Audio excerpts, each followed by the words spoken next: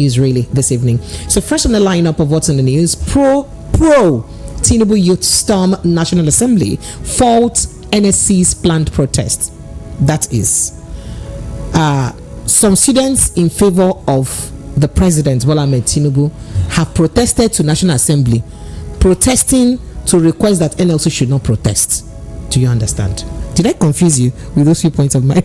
I hope I've not confused you, but we'll let you in on that later on. Palliative palaver. Governor Stako Akpabio deny receiving federal government 1 trillion naira lifeline.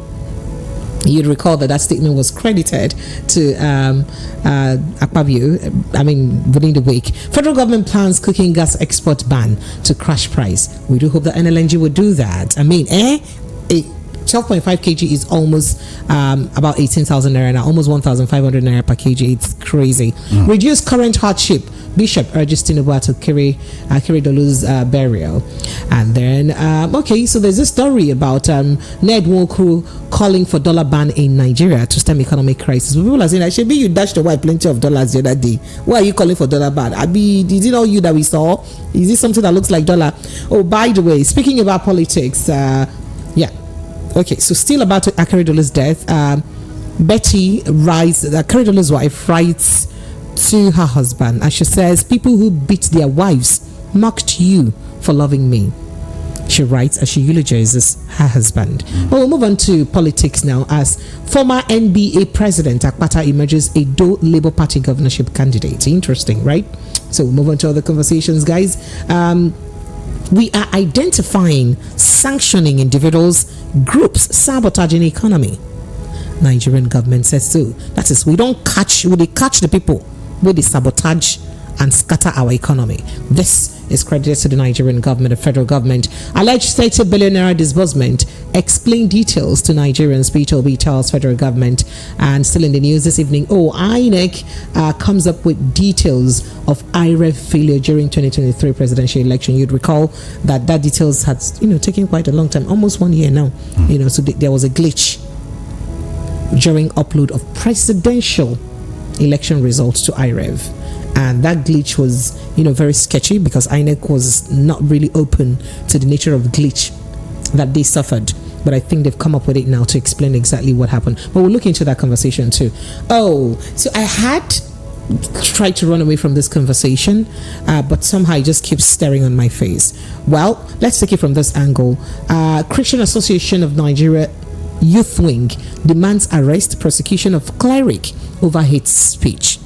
A particular Islamic cleric who did say something about the the president's wife.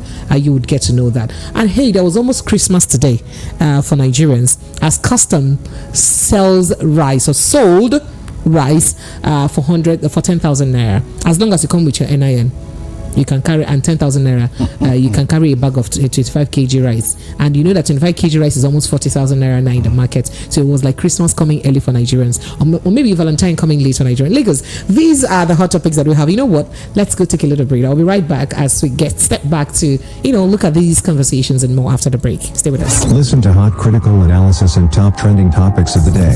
Join Precious, Monday to Friday, 7 to 9 p.m. on The Evening Rush. Have you? All right, Lagos, you are welcome back. It is still 90.3 Voice of the People FM. You could still call it The Evening Rush, but I call it The Evening Rush Pro Max because I'm here with a colleague, a long-time colleague, by the way, and we're just going to look at, having not a perspective, but probably just dissecting some of the stories making the round this evening. So let's begin with customs and rice, right? So the Nigerian Customs Service, NCS rather, later today began the sale of seized bags of rice to the public at the rate of 10,000 naira per 25 kg. The camp controller of the NCS, Mr. Adewale Adeni, told newsmen in Lagos yesterday that the buyers have been warned never to resell the seized and auctioned food items. Adeni also warned that customs officers were banned from partaking in the exercise, adding that the rice would come in 25 kg, which would be sold for 10,000 naira. But that actually did play out today. So there was a lot of chaos and noise and all that. Like people were telling their neighbors, come and buy there is rice, 10,000. And Now, the sad part of the story is that these were bags of rice seized. You'll recall that rice remains more like a contraband right now in the country. So these were bags of rice seized by importers, from importers rather. As a matter of fact, there were things, or there were testimonies across social media of how some of the owners of this rice have been sick. Some even died of heart attack because they couldn't recover from the loss of the rice. But the question where I want to get this conversation to is Rahim. By the way, Rahim is here with me. Yes, Lagos. Yeah. So where I'm taking this conversation to is, first of all, do we produce enough rice in our country for our consumption? We have over 218 million Nigerians. Do we produce enough for our own consumption? Enough to say that we're shutting our borders for extra food coming in, for extra rice. Let's start with rice. Yes, we saw a rice pyramid during President Muhammadu Buhari's administration, but we eventually saw that rice pyramid was, it was lifted up by, a pyramid, an actual furniture work of pyramid.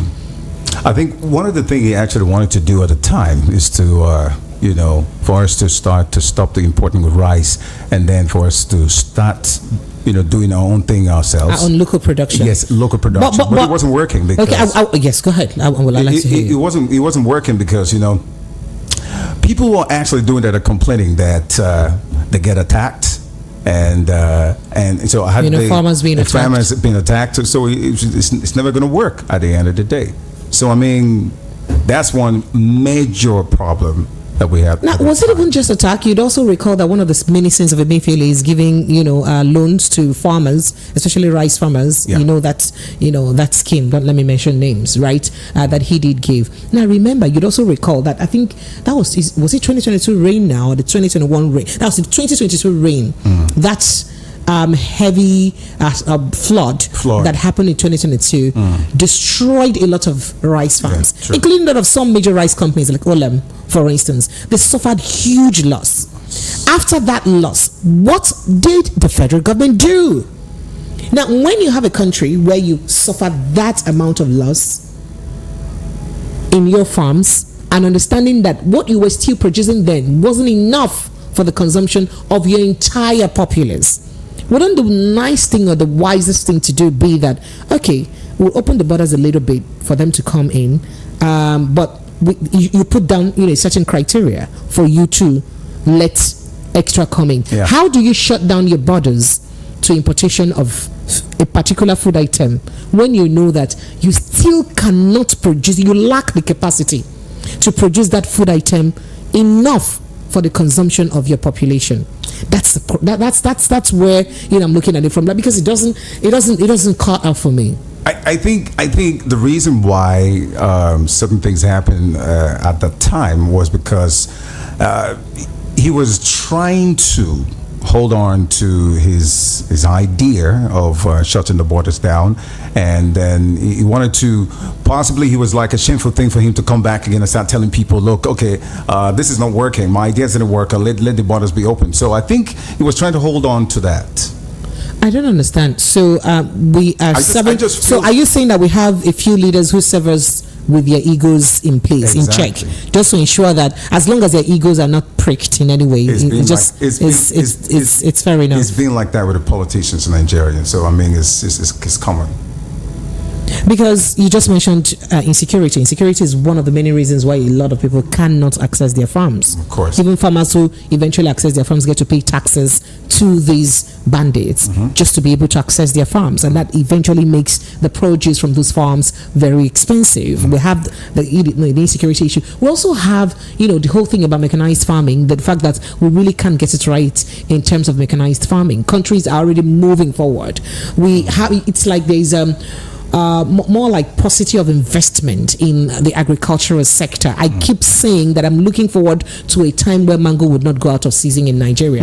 Do we have enough storage system to process and store dry fruits and also wet fruits, like fresh fruits rather, like tomatoes, mangoes and all of that, to ensure that they don't go out of season? Do we have stuff like that in place so that we're sure that round the season or round the clock we can get particular food produce that we desire to get? I think the problem there is the machineries. I don't know, but I believe that we can actually do that. But the machinery is the problem. You can't tell me that we don't have enough land to build kind of like a factory of such. But I think a lot of people complain about machinery. I think that's one of the biggest problem for such to be preserved. So would a government that is supposed to be proactive not think of investing in that sector first of all, so that their people can have food to eat? Okay, well, it looks like we're just running around same circle, and there's nothing we can do about that. But let's just move to other. I mean, congratulations to those who were able to get that largesse. It's very timely, because I mean, this is a time. I have never seen a time that Nigerians have suffered food hunger as much as they have suffered. I mean, in my lifetime, though, as much as they have suffered right now. So even during the lockdown, it wasn't as bad. No. So I think that it was very time. But let's move to other conversations. So a youth wing of the Christian Association of Nigeria, the WICAN, has called for the immediate arrest and public persecution of Muslim cleric Idris Abdulaziz Dusentenshi. The cleric was accused of inciting violence by allegedly calling for the killing of Senator Oluremi Tinubu, the wife of the president, labeling her an infidel due to her Christian faith. Bottom line, I think that I could have played that audio in Hausa language. Unfortunately, I wouldn't, because I'd come across the story since 2 days ago, but I've been trying to avoid the conversation. But it's a good thing that I'm wondering why it is the youth wing of the Christian Association of Nigeria that is speaking up and not the Christian Association of Nigeria itself. I'm wondering why the president or the leadership of CAN is silencing a lot of things in this country. And I'm just wondering, if the reverse were the case, would the other party be silenced in this conversation? And you say that because she's a pastor, that's what that statement, alleged that or alluded that because she's a pastor, she's a leader of infidels. So she should be killed for being a leader of infidel. You said that to the First Lady of Nigeria, the First Lady of the country. No DSS has apprehended the person who said that till today. Nothing has been done. Hello, if it was someone else who said that thing, will the person still be working scot-free? I don't think so. And then again, you would also recall that a few weeks ago, youths from a particular section of the country burnt down the Nigerian flag, and the videoed recorded themselves doing that. I haven't heard that one of them have been apprehended. Yes, they were angry. They had the right to be angry. They were hungry, and that the country is difficult and there is hardship. But is that enough for you to commit a treasonable felony by burning your Nigerian flag, your country's flag, which is treasonable? Until date, no one, I can't remember that any youth has been caught or questioned or apprehended by the DSS, because the DSS is always, quick to act in these kind of issues. Until date, I am still looking forward to, this is more like even an open call to the DSS to do something about this, because in a country where there is no fairness, where there is no equity, or where there is no justice, people would continue feeling some sort of way, and that's exactly what is going on. So if this issue is not handled, someone is not called to question, someone is not called to order, I don't think everyone will feel sane. Presh, I don't think this is going to happen, because it has been going on for some time. I was listening to the program that you were doing. That was a couple of months ago when you talked about another cleric, Islamic cleric, that was talking, and who also said something similar like this one. And nobody did anything. There was no arrest. There's no persecution. So I don't think, this has been going on for a long time, for a while now. So if it happened before, it's going to happen again, and I don't think anybody can do anything if the president does not come out to say something about this. And then I don't think nothing is going to happen. It's definitely going to be the same way that's been before. So I don't know if you were somewhere around, if you heard the news this morning about two tribes within Lagos State, somewhere in Ogba, fighting. Somebody from one tribe stabbed the other, another person, and there was some sort of rift, as it were. If some other particular tribes were in question, it would have been a different story. So these are the kind of occurrences or incidents that make a certain people feel a sort of way, like, okay, are we less Nigerian than others? Is there something with our Nigerianness, or is our Nigeria not enough Nigeria for the country to take us serious as though we're all Nigerians that we really are? So I do hope that the DSS has listened to this conversation and really they can do something about it, because it is really very sad. But then we'll move to the conversation about INEC. I mean, a lot of people have been waiting for this. Is like, yay, Christmas at last. So Nigerian Electoral Commission INEC has finally provided a detailed explanation as to why Nigerians couldn't view in real time the result of the presidential elections on the INEC results viewing IREF portal during the 25th February presidential elections that was held last year. So INEC provided the explanation in its 526 pages 2023 general elections report published on its website today, Friday.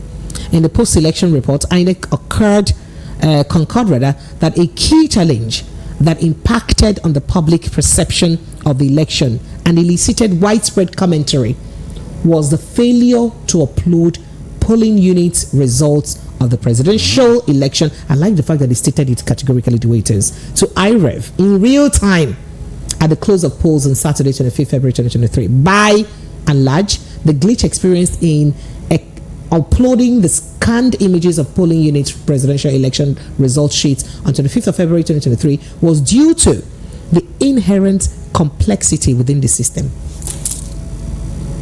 Can you define what inherent complexity is, so that it doesn't look like I don't understand English? So it says, which was difficult to anticipate and mitigate, part of the report reads. Now, this inherent complexity, sorry, sirs, it didn't stop us from uploading the results from the National Assembly.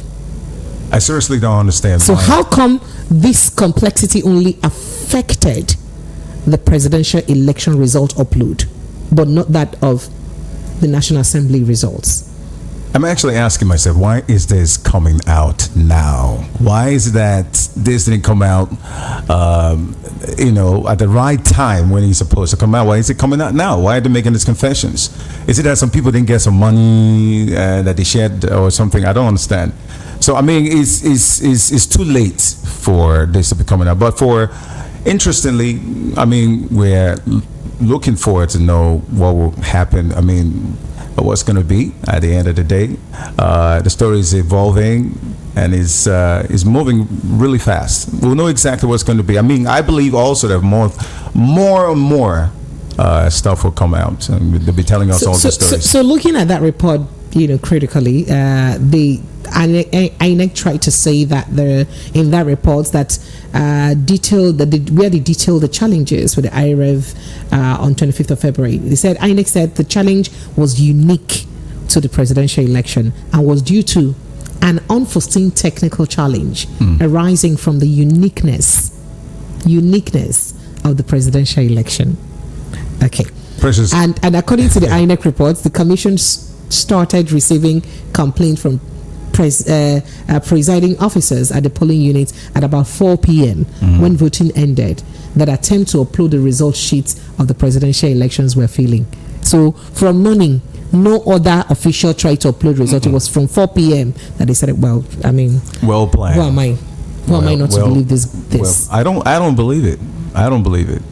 I think they're just coming up with this thing just to, calm certain people who are actually angry about the whole situation at this time. So, the interesting thing, another reason that they gave, they said that the high volume of uploads, now because it's presidential elections, so there will be a lot of uploads. So the high volume of uploads already queued up at the back end also resulted in the system running slower. So, and I ask again, is it that they did not prepare themselves with 305 billion naira budget to know that, we ought to prepare ourselves enough to mitigate, any situation like that? So 305 billion naira gone down the drain. And okay. Oh, by the way, I wanted to say, and the credibility of the election was questionable because of these glitches that were noticed. But then again, in that report, they also said that not uploading the to INEC, the report kind of states or urges that they not uploading to IREV does not, discredit the election. So I guess, you're a judge and jury in your case. So that's by the way. So for those Nigerians, but we still didn't notice. I mean, okay, one second, I'm almost going to say that. Does this really explain the nature of glitch? at the end of the day, or we just try to beat around the bush and then just stop somewhere. Okay, so let's get to other conversations. Okay, so speaking about hardship in the country, a lot of people have been complaining.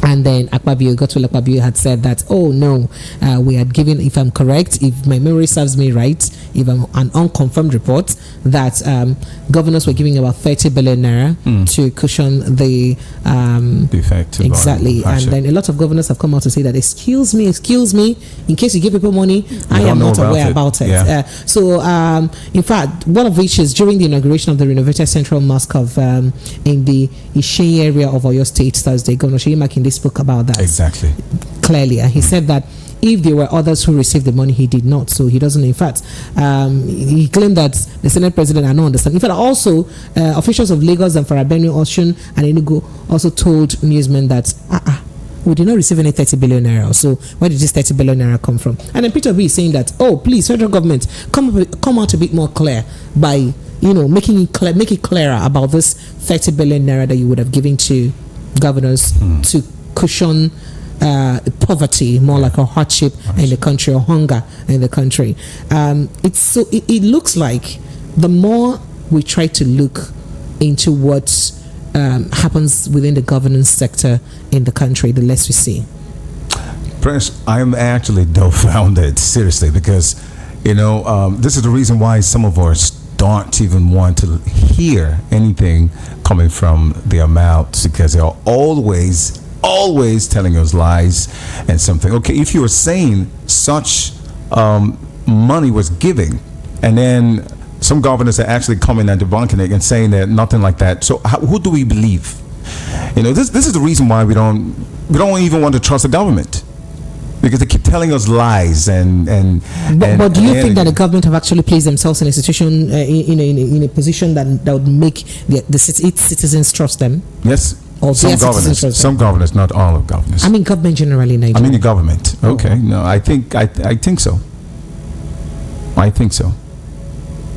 Okay. All right then. Interesting. So let's move to other conversations very quickly. I'm sure Nigerians are itching to jumping on the conversation. So Minister of Information and National Orientation, Mohammed Idris, says the Nigerian government is identifying and sanctioning individuals sabotaging the economy. You'd recall that Kashim Shettima had mentioned that the current hardship the country is going through now is because there are some people in high places that are actually sabotaging the economy to ensure that the government of President Bola Tinubu doesn't work. Right. So the minister noted that the removal of the petroleum subsidy was one policy decision that all the three major candidates agreed on their campaign messages. Yes, we know that, but did they agree that they would remove it the same way on the same day of the inauguration? No, that wasn't the agreement. So he said it was mystifying to see people who had argued stridently from the removal of subsidy now pretending to be against it, noting that such insincerity does not bode well with the country. So more like saying, you also said that you're going to remove subsidy. All of you agreed. Now one person has won the election because one person had to win anyway, and then you're saying, you're making it look like the removal of subsidy was a sin. Did you not also say that you're going to remove subsidy? You also said it now. That's what this statement means. I'm just trying to explain to Nigerians so they understand. Like, you talk, say go come out, and you said you've been talk, say go come out. Me, I don't come out. Why you gonna make it look like saying kind of like we agreed that this is going to be done like this? It was more like a national agreement. Exactly. That we all know that it was okay. So Idris insisted that the president policies are yielding positive results. We're yet to see that. He, however, said that the government was not under any illusion that the policies are silver bullets or that nothing else is required, stressing that the government will not allow its efforts to be jeopardized. The minister said regulatory and enforcement agencies have been working round the clock in the past few days to identify, investigate, and sanction those involved in illegal activities and sabotage within the forex market. Well, let's we can go on and on with this report. So, yes, I do agree. It is a fact that the three major candidates had agreed that they would remove subsidy. However, the three of them never mentioned during the debate, none of them even mentioned during the debate that they were going to remove it on the day of inauguration. Which we had found out that probably wasn't even in the script of the inauguration and the inaugural speech in the first place. And now, sanely speaking, what government takes away, how do I say this? What parent would wean its child of breast milk without putting a formula in place for the child to depend on, so that the child can still gain the nutrients that she'll be lacking from, or he'll be lacking from breast milk. That's what this situation is about. So a lot of Nigerians are saying that this is not about removal of fuel subsidy, which, by the way, at some point they had sold that idea to Nigerians, and a lot of Nigerians during the election period had already thought and seen subsidy as a crime, and that's something that should go. But how it goes, or how it will go, became a mystery, or still remains a mystery, at least at the end of the election, to Nigerians, right? So people were expecting that government would have been creative enough, if creative is that term that I need, to understand that, look, you don't win a child of breast milk without putting something in place for the child to depend on. Exactly. That is to say that you don't take people off something that you know that they rely on, understanding how volatile your economy is, and or how vulnerable, or the number of vulnerable people that you have. You don't take succor out of them and then not giving them something to fall back to. Well, Precious, So- is actually common sense. I'm sorry to cut you there, It's because okay. I'm just itching to talk. It's okay. Is actually common sense for I understand exactly and the place where you're coming from. There should be an alternative for, if you're trying to come up with an idea like this very subsidy thing. We should have an alternative. You should be able to place something on the ground and say, okay, fine, this will be able to, level some things down. So it's not going to be, we're not going to have a hard, how will I put it now, kind of like a hard ground when it's been removed. So that was one of the biggest problem, when a lot of people are saying that, look, there should have been an alternative, and that's what you're talking about, which wasn't there. And I don't know. It's crazy, because it has really gone far to a point where I'm looking for the right word. I can't even find it. It's crazy, Press. Okay, all right. Okay, interesting. But let's just stop there, because phone lines are already running out and people are itching to jump in a conversation. But before we open our phone lines, so we said earlier that a pro-Tinubu youth stormed National Assembly to fault NLC's planned protest, and I'll explain. So scores of pro-democracy activists on Friday today staged a solidarity march from the popular Unity Fountain to the National Assembly complex in Abuja to demand that the Nigerian Labour Congress suspend its planned 2-day protest and return to negotiation table with the federal government. They also vowed to mobilize. They vowed to mobilize Nigerians against the unionists. That is, against NLC TUC. If the lawmakers couldn't convince them not to go ahead with the strike, that is, we swear for now, if una say una must go on strike or una must protest, we said go mobilize other people who go counter on a protest. That's basically it. Now the protesters also arrived at the complex in 6 luxury buses. 6 luxury buses were chanting solidarity songs and displaying anti-NLC placards. Some of the placards read, "Let's be patient with Tinubu. NLC, please rest. Jagaban is working. NLC, stop pretending to be fighting Nigerians." That is the pedigree of a lot of politicians. So now, for those who may not understand what is happening, there were about 6 or 8 points, or how many points agenda that the federal agreement that the federal government had with NLC-TUC. Exactly. After they had removed fuel subsidy unannounced. Remember that this subsidy was removed 29th of May. We're now 8 months down the line. Nigerians, especially Nigerian workers, are yet to get sicker. The government promised to put out, CNG buses out there. We're yet to see them. I don't know if you've seen them running on the roads. No. The government promised to give 35,000 wage allowance to workers for 6 months, thereabout. Most of them said they just received for 2 months and it stopped coming. They also promised to increase. They also promised to increase minimum wage. It's taking almost 1 year.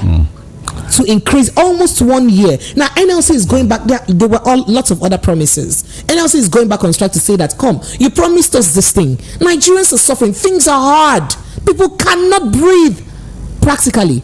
So please, maybe the language you understand is when we now go on strike or protest. So we're going to go on protest just to show our grievance that, wait, the gentleman agreement we had, you're yet to honor it. And then we have a group of youths that are living in the present day Nigeria, that are buying rice for 78,000 naira as I am buying, that do not have gari to eat like I don't have to eat, that are buying fuel for over 600 naira, because almost everywhere now is almost over 600 naira for fuel. Couple of days ago, you understand? Couple of days ago it was 1,000. I'm just saying, so you have youth who are living in this present day Nigeria, mobilizing themselves in luxury buses, as the report stated by Punch newspaper, not from me, and saying that we are going to protest, in fact protesting for NLC daring to protest, and telling NLC that if you go ahead to protest for the government not taking heed of their responsibility or taking action on the promises they made to you, we will protest and mobilize more people to protest. I don't understand. That is, you're protesting. Wait, make us speak for preaching English. It be like say, I want to understand. Now, you they protest. We get you to come together. They protest, talk, say, they vex, they protest to National Assembly because of say NLC one protest against government we no act for waiting them promise them. I don't understand how this works. Well, Rahim. Oh wow. I don't want to say anything because we're all professional, but it's annoying to that point where I would want to say that those are part of the problem that we have with politicians, and whenever things like this happening, from example like protests, they go around and get a pro, and they come in against what is right. I mean, what is wrong? We in NLC and TUC protesting against what exactly that was supposed to be done that wasn't done by the government. Isn't that a right thing to do? Why are you guys doing this? This is the reason. So more like NLC, how dare you? And they're telling Nigerians, please be patient. So people are not hungry enough. Rahim, you know why this is funny? We're currently in a place, in a situation where people are dropping, fainting down. We've seen the report. There was a man who fainted recently, and he said they're not eating how many days. We saw a widow who fainted while she was trying to go borrow pure water to sell, to feed her children. We've seen cases like that. Have we had these issues before now in this country? No. We now have serious hunger issues in the country, and people are saying, no, please government, live up to your responsibility. And we have a group of youths who are rather protesting for people protesting. Well, let me open phone lines, John. Nigerians should call us 0700 903 903 903. It has a number to call, 0700 903 903 903. The WhatsApp line is 0700 903 9039. That's the WhatsApp line, 0700 903 9039.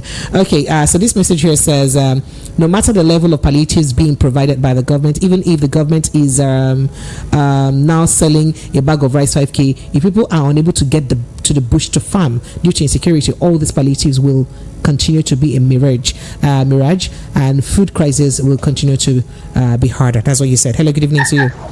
Please make it very quick. We have very limited time. Good evening. Thank you. Hi. Yeah, this is Remy from Akoka. Remy, you're welcome. Go ahead, please. Yeah, I don't know if you got to hear about the people who died today at the venue where the rice was being. Oh, people eventually died? Yes. I'd like you to say it yourself. Really? In the early hours ahead, it was 3.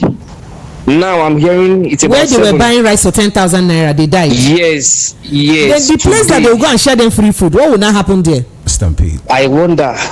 They went there to get what to eat. Because not everybody even would have that 10,000 to buy the rice, and they're dying already. You can imagine. And I heard it was a stampede. Of course. It was meant to be sold. So later on, I think they said it was to be shared freely. So during the process of struggling for the rice in quotes, people got stampeded. Even the pregnant woman died as well in the process. Goodness. Are you serious? From what I heard this Can night. you confirm this? Yes. I'm getting that now from those who were there. I would really love some evidence, honestly, to corroborate this conversation, please. I'm quoting the person now. Oh my In the early goodness. hours I heard it was 3. Now I'm hearing 7. Wait. 3. Thank you, Remy. Thank you so much. Appreciate it. Yeah. All right. Nana from Okafa says, you see that Mahmoud Yakubu, there is no day that passes that I don't Okay, for the hardship Nigerians are going through today, 2023 election will haunt everybody who's been responsible. They go explain tired, that's what you said.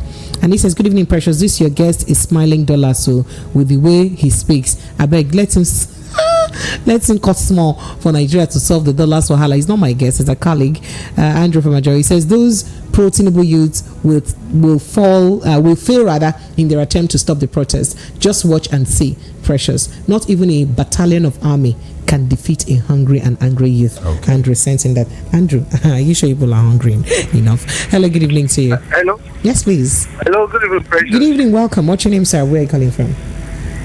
Yes, I'm calling from Solo Kingdom. You're welcome. Go ahead, please. It's as much as I don't support to NLC.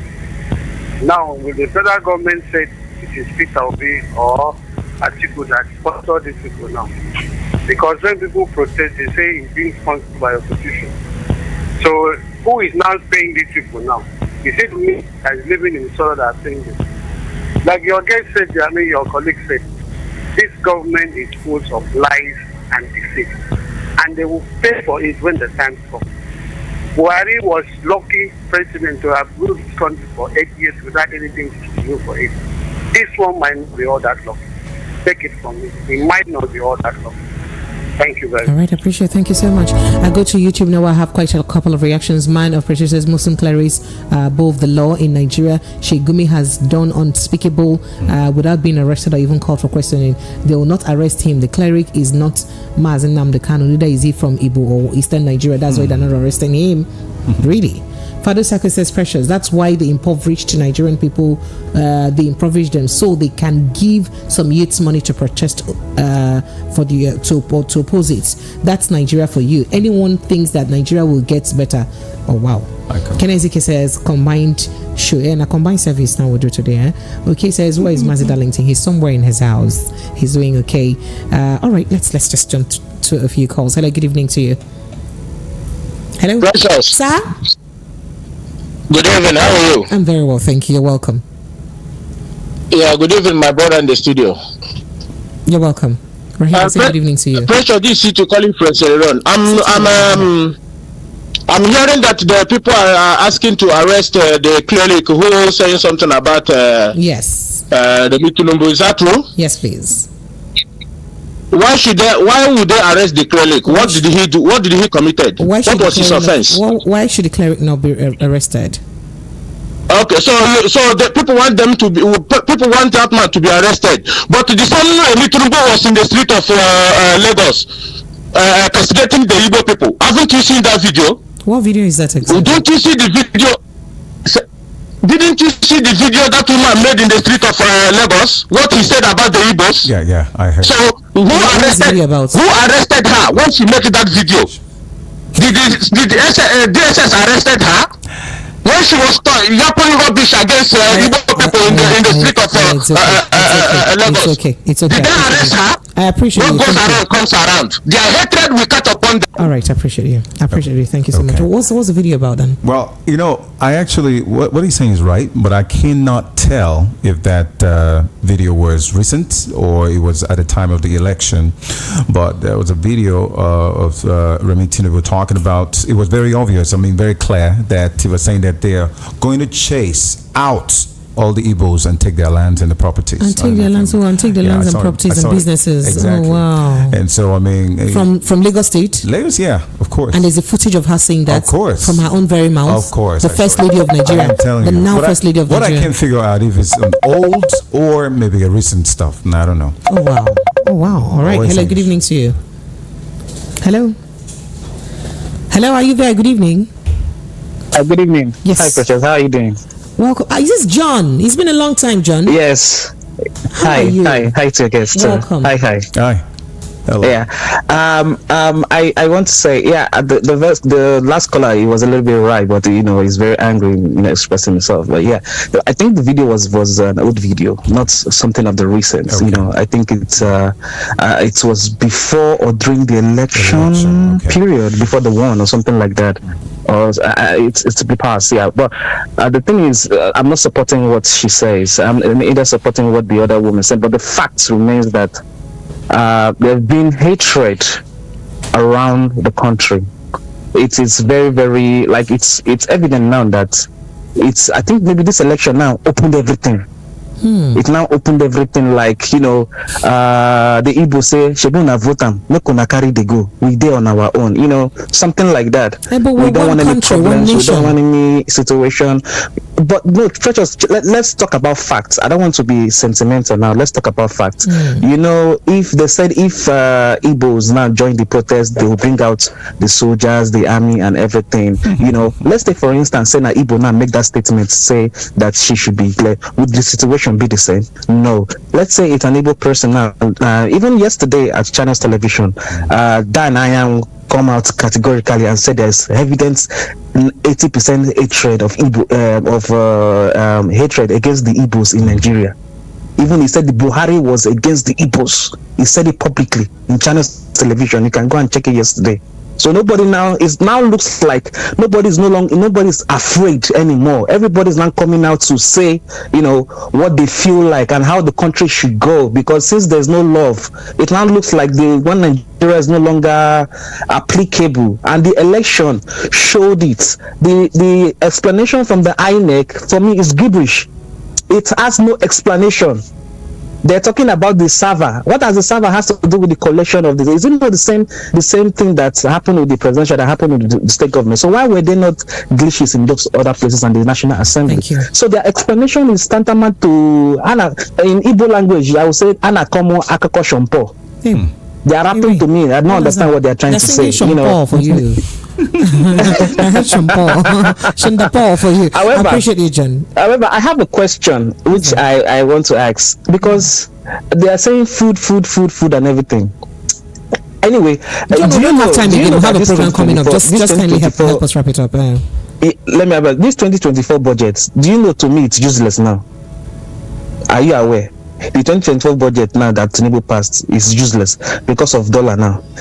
However, the question I wanted to ask you is for you, maybe if you can investigate for me, is, do we have food crisis, or do we have problem of purchasing power to that food crisis? That is what I want to understand. It's actually more of purchasing power than food crisis. I appreciate you. Thank you so much, John. Thank you very much. So there's availability of food in some places, but it's just too expensive for the ordinary person to afford. Precious, if you give me just 1 minute, I'd like to take a couple of 30 seconds, please. I went to the market today to buy semo. Welcome, sir. Only semo. You should be praising us that we go to buy other things. No, but I want to say this because someone told me this, and I'm shocked that the marketers, because this price, we used to buy 6,500, and the last time I bought it was 10,500. Okay, now they're talking about selling that thing 15,000, and it's still they're hoarding it. So I was asking a question, kind of like trying to investigate some certain things in the market, and they told me that these people hoard these food items inside of some of the marketers. As a matter of fact, when they do that, they hoard it and they look for a way to make it scarce, and then they inflate the price. And this is exactly what's going on. So let me also explain something to you from what I do know about that. Yes, I do know that there is, of course, hyperinflation, because I know of something that I bought 40,000 naira 3-4 years ago. No, I think 4 years. That was 2020. Yeah, 3-4 years ago, I bought that thing 40,000 naira. I sent someone to buy it for me now, and I gave 80,000. Like at most, it would have doubled. Guess how much I got it for? 250K. Okay. 250K. So that's it. But then also understand that a lot of marketers are now finding it difficult to trade, to sell their produce. You know why? You can sell what you have now that you already bought and think you have even made 50% profit. Then when you want to go back to buy again, because of the dollar rate, you will not even be able to afford so that's to the buy reason. That's the reason why. So of course, yes, there's hike. You know why? Because yes, I have a product. I bought this phone for 1 million naira, for instance, and I am selling it at 1.2 million because I feel like, I've made 200,000 naira profit, right? And I'm going back to buy it because of dollar rate, and now get it for 1.5 million. Have I made profit? I haven't. I've shot myself in the leg. So if you were the seller, would you sell? Well, one thing I would say to Nigerians today is to please, both the Nigerian government, those sitting, listening to us right now, please let's try as much as possible to ensure that there is truly fairness in our country in all that we do. Look, if you look at what happened in Rwanda, for instance, after the Rwandan genocide, if the people of Rwanda had not sat down to discuss their nation, there wouldn't have been true peace and reconciliation in the country.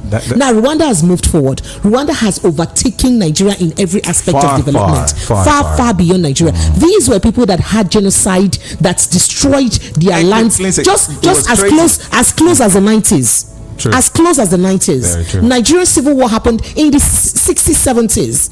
We have gone past, we are still suffering from the effect of the civil war because there's still a lot of animosity and bitterness amongst us. You know why? Because we have failed to this. You cannot keep sweeping something under the carpet. The carpet will be full and it will rise up. But you cannot. So I think that until there is true truth and reconciliation, and people really bare their hearts, and there's true sincerity of conversation, things may not change. So I do crave the indulgence of the powers and authorities that be to please ensure that there is true equity and then fairness and fair conversation about the state of the nation, about where this country is headed and where we are right now, so that people can really unburden and then ease off and get ready to forge for a better nation. We cannot continue like this. Things, when it is openly and glaring that, if this person from this tribe does something, you take it differently. Then me, and from this tribe, I do something, you take it differently. Are we more Nigerian than others, or are you more Nigerian than me? Is someone from the north more Nigerian than someone from the east? Is someone from the east more Nigerian than someone from the west? We're not. We're all same country.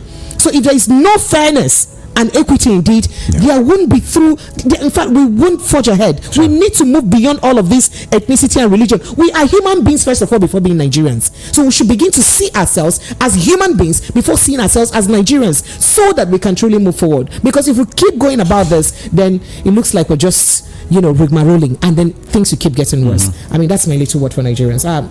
Okay, I have I have my real estate guy, Sunday Kenyinta. Very quickly, go ahead. Let's hear from you. All right, good evening, my Apple listeners. Good evening, precious.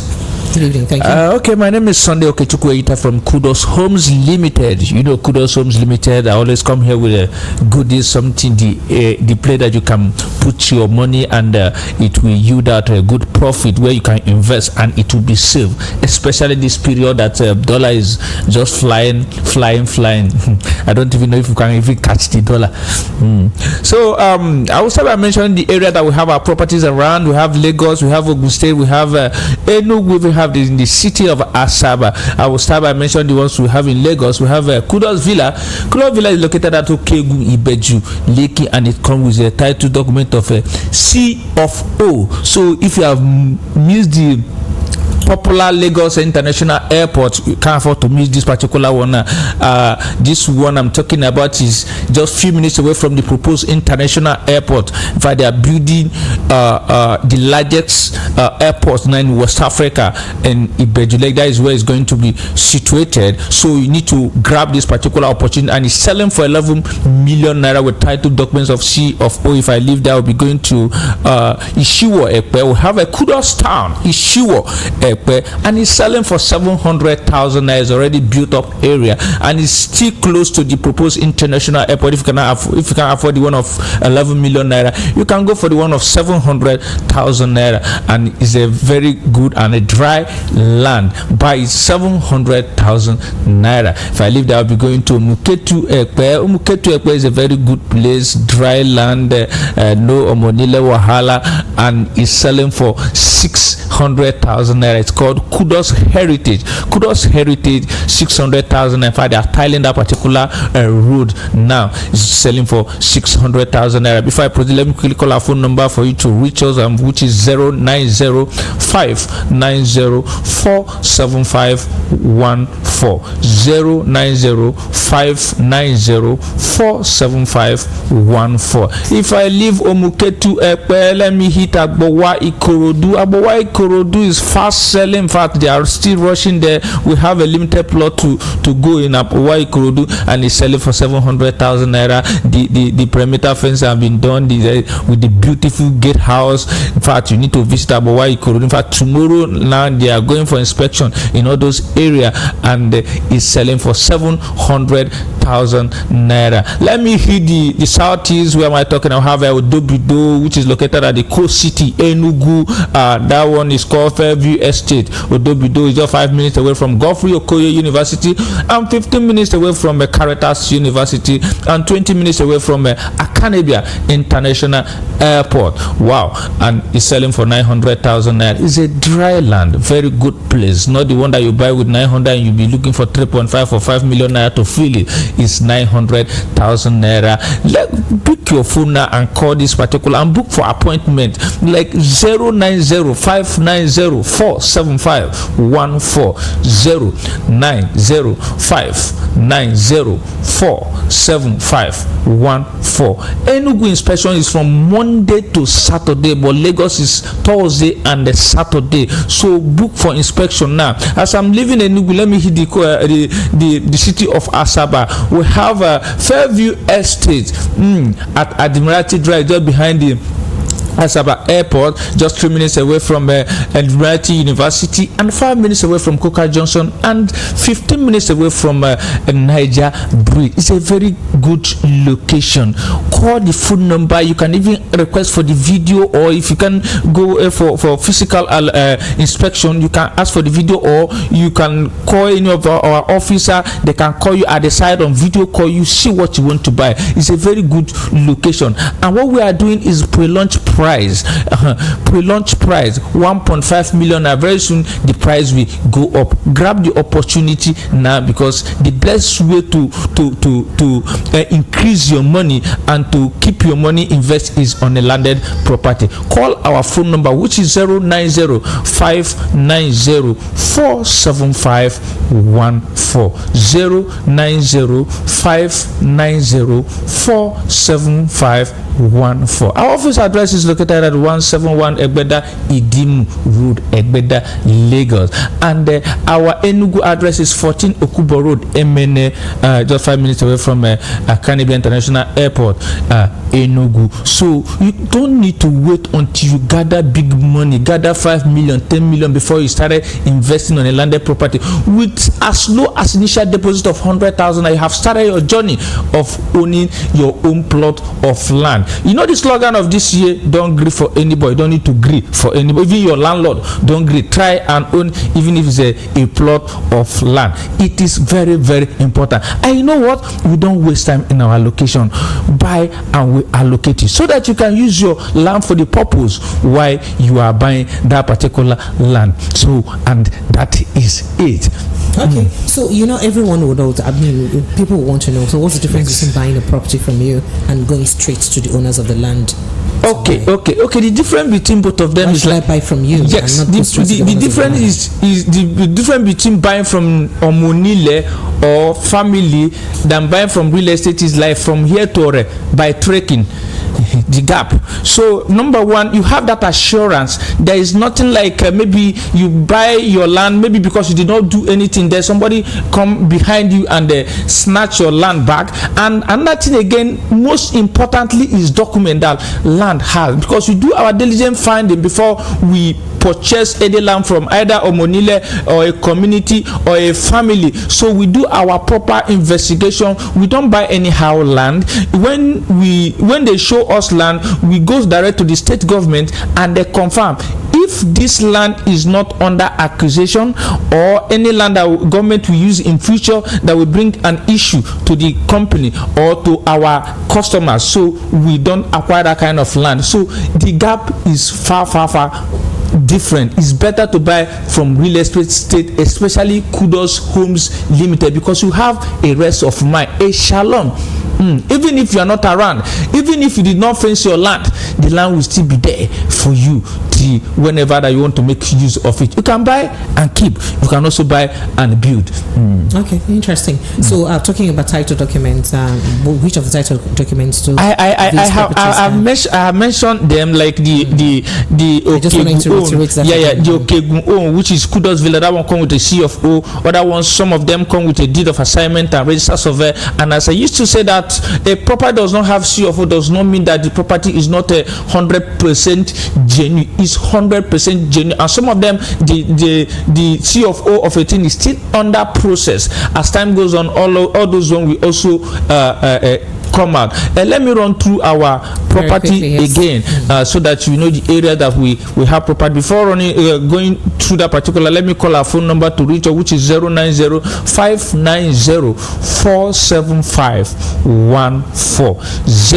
090-590-47514. We have Kudos Villa, Okegun, Ibejuleki, just few minutes away from the proposed Lekki Ekpe International Airport, and it's selling for 11 million naira with title document of C of O. And we have a Kudos Town 700,000 naira. That one is located at Ishiwo Ekpe, 700,000 naira. And we have Omuketu Ekpe 600,000 naira. And we have Agbowa Ikorodu is 700,000 naira. And we have Odobidofe View Enugu, that one is selling for 900,000 naira. And we have a Fairview Asaba, which is selling for 1.5 million naira. I don't know why you are giving excuses. You don't need to give us. We have below a million, we have above a million. So what are you waiting for? With your 100,000 naira initial deposit, you can start. You can start. Okay, so just before you go, I'll let you go. Your inspections, do I have to pay an advance before I get? Not at all. So not I can, at all. I can just not go at all. In fact, we take care of you even when you come for an inspection, and we just call, tell us your location, the nearest bus stop. We come and pick you there. After taking you for inspection, we still bring you back there, so you don't need to pay because you have to see what you want to buy. All right, so awesome. Run through your numbers again and. Right, go ahead. Thank you. So the phone number to reach us is 090-590-47514. 090-590-47514. Our website www.Kudos Homes Limited.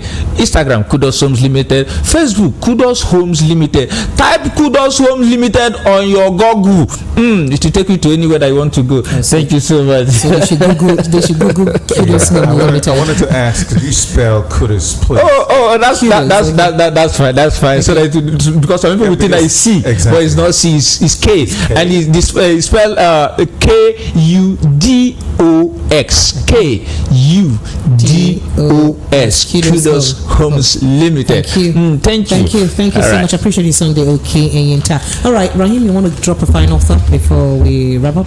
Well, there is nothing that I'm going to say today that other people have not talked about, and I'm actually very worried, but I'm actually praying to God that things are going to change.